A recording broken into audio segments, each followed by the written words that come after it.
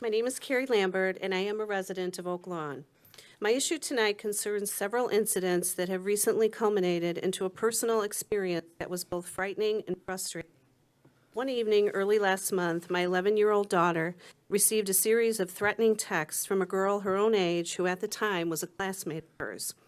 This girl had previously been harassing my daughter and bullying her online. That night, however, the threats were more than just words. Several cars pulled up in front of my home as a text message came in stating that this girl and her family members were coming to my house with guns and knives. I looked out my window to see at least 4 people dressed in hoodies run across my lawn. Some of them were already on either side of my home.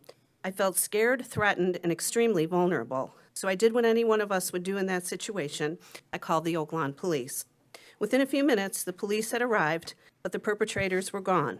Despite being understandably emotional, I felt safe knowing that the officers were there.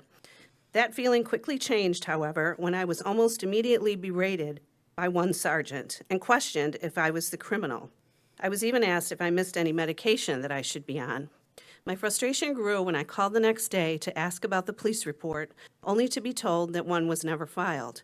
That report was crucial in my effort to obtain an order of protection, and as a result, I was only granted a temporary order until a judge can hear my case. For now, these people continue to drive by my house, yelling explicit and derogatory terms while recording and posting these videos on social media. This incident changed my life.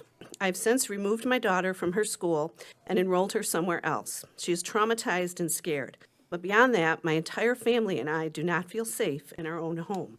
I feel that my voice as a lifelong tax-paying Oak Lawn resident was not heard by the very people that are sworn to protect me, and I refuse to stand aside and let it happen to anyone else. I come from a family of law enforcement officials, so I know that most of the time it's not the officers at fault, it's the policy. I have utmost respect for our police department, but my personal experience forces me to dig deeper. If I felt that my family was in danger and I called the police for protection and they arrived at the scene, then why was a police report not filed? Can anyone answer that question for me? Thank you. Thank you. Thank you for coming. Okay, that concludes our public comments.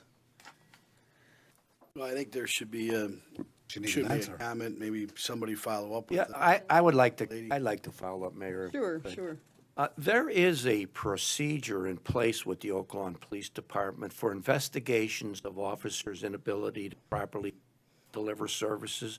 I used to conduct those investigations years ago. I would strongly recommend, based on what I heard you say, that you contact our chief of police, okay, and ask them. They'll punch a file, and they'll conduct an investigation and come up with a disposition on your case. Policemen are human, too. Sometimes they have bad days. But I'm not making any excuse. That's a terrible story, and it should have never happened if it happened that way. So please, contact the chief of police and ask them to conduct an investigation.